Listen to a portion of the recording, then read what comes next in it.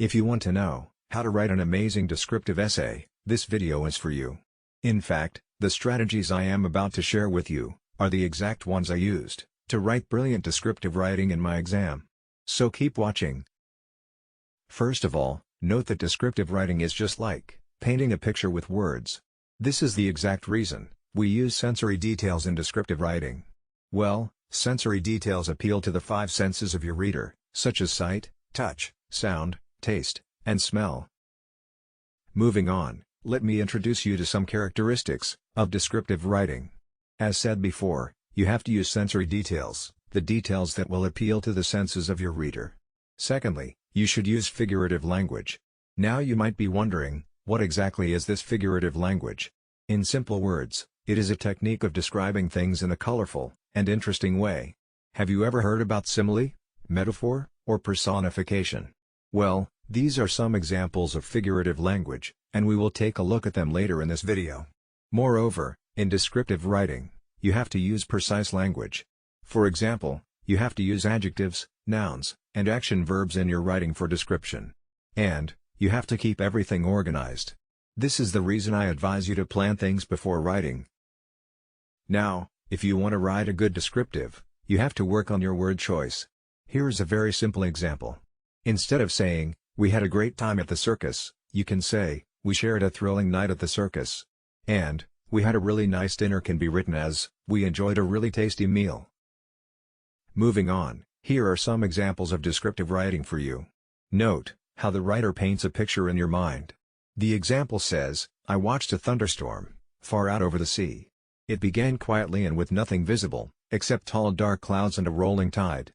There was just a soft murmur of thunder, as I watched the horizon from my balcony. Over the next few minutes, the clouds closed and reflected lightning, set the rippling ocean aglow. The thunderheads had covered up the sun, shadowing the vista.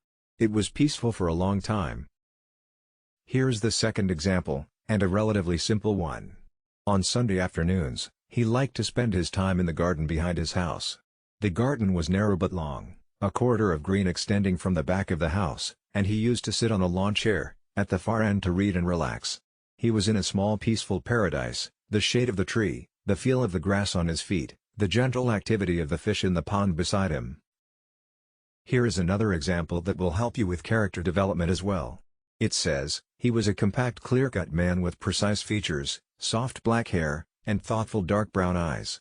He had a look of weariness, which could change when he felt relaxed or happy, which was not often in these difficult days, into a smile of amused friendliness and pleasure, which aroused feelings of warmth, and something more, in any woman." Moving on, it is time to move on to the next example. Look how the writer creates a wonderful contrast. It says, "Her face was not young, but it was simple. It was not fresh but it was mild. She had large eyes which were not bright, and a great deal of hair which was not dressed, and long fine hands which were possibly not clean." I hope that these examples will help you understand how to describe things. Now, it is time to move on to descriptive words.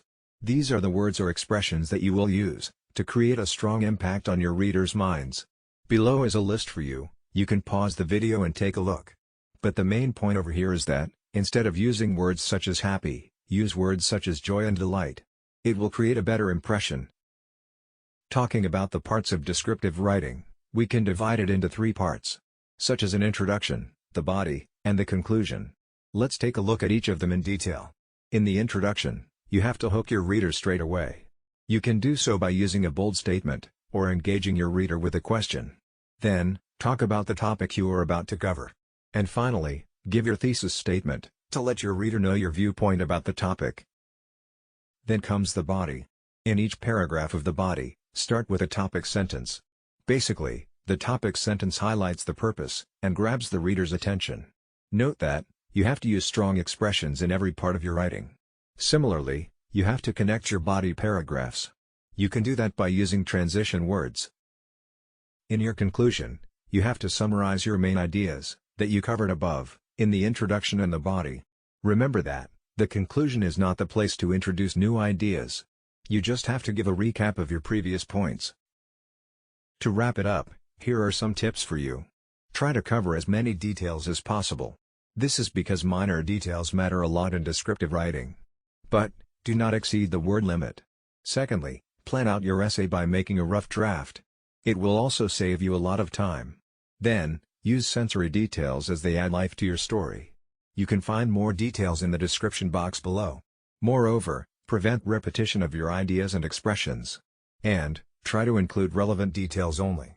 Before ending this video, let me share something interesting with you. According to YouTube, 95% of you watching are not subscribed. So do me a favor, hit the subscribe button below this video, right now. Thank you very much for watching.